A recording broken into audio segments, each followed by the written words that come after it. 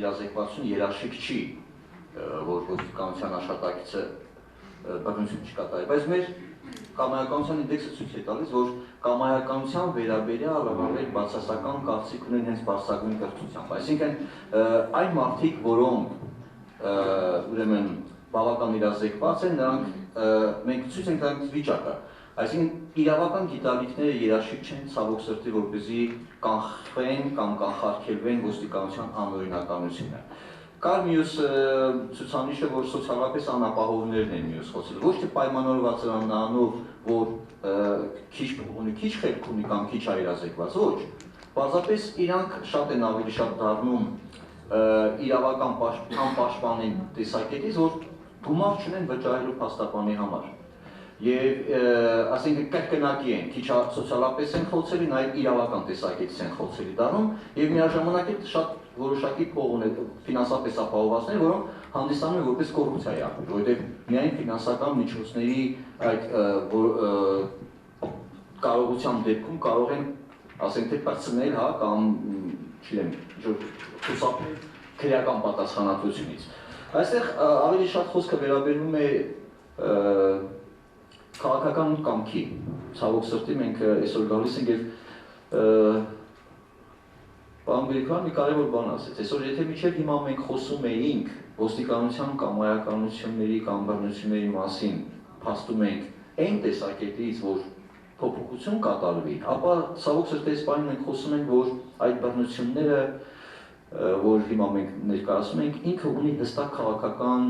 որոշակի համակարգ պարտադրելու ծրագիր։ Խոսքը վերաբերում է հենց մաքսային նույնության, որտեղ դեռ բռնության ամբողջ ինստիտուտը ուղղված էր պարտադրելու, ենթարկվելու իրապես Սերժի Պապայի այցին, հա, եւ այդ պարտադրանքը շարունակվում է։ Այսինքն մենք հիմա գործ ունենք ոչ թե Հայաստանի Հանրապետության, ցավոք սրտի արձանագրում ենք ոստիկանության հետ, այլ ռուսական դաշնության քաղաքական ծրագիրը իրականացնող մարզային կառույցի հետ, հանձինս Հայաստանի Հանրապետության ոստիկանության, ցավոք սրտի նորից եմ կրկնում, որովհետև անկախ պետության ոստիկանությունը չի կարող,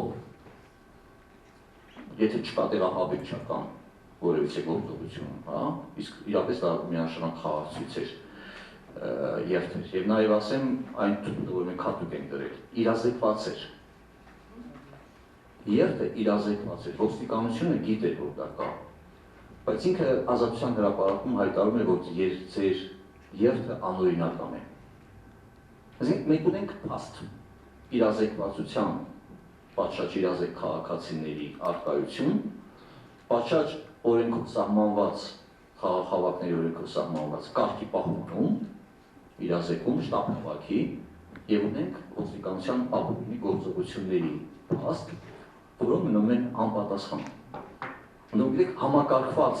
անպատասխանատվության մասին եւ անպատժելիության։ Սա է մեր այսօրվա մարտահրավերը, որը քաղաքացիական անհնազանդությունից կամ քաղաքացիական այլ ընդվզումներից այլ կերպ դժվար է պատկերացնել ոնց հաղթահարել։ Սա ուղղակի այդ հարթության վրա ենք արդեն մենք ուրեմն ստիպված հարցերը դիտարկել։ Իրավական ճանապարհը միշտ էլ օգտագործվելու է,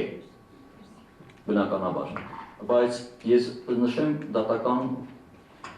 ոչ պատշաճ հսկողություն, այսինքն անկախ դատարանի բացակայությունը։ Եթե լիներ անկախ դատարան, դատական պատշաճ վերահսկողություն, բայց փաստորեն գալիս է որ համակարգը ամբողջանում է հենց դատարանի բացակայության